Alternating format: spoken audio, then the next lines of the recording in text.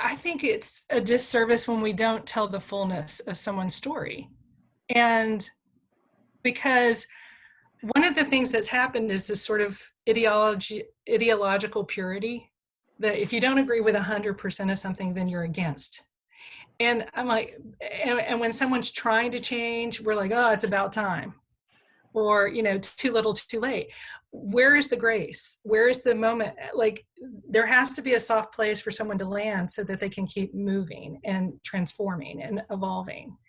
And we're all a product of everything that we've gone through, and good, bad, or indifferent, or the influences that have been on us. And so I think that's one of the interesting things about, Bill's story. There was this really wonderful quote in one of his letters, and that came after that was sort of where his mindset was in 1960, right before he met Theodore Gibson.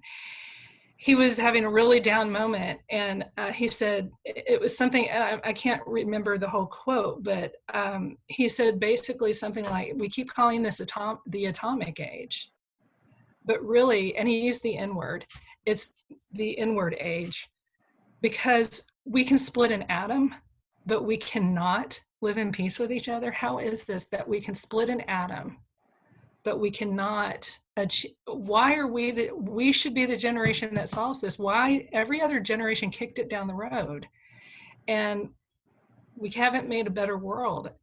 How are we going to do this? He goes, sometimes I wish I never knew the South, that I was an immigrant who landed in Ellis Island and knew nothing about this place.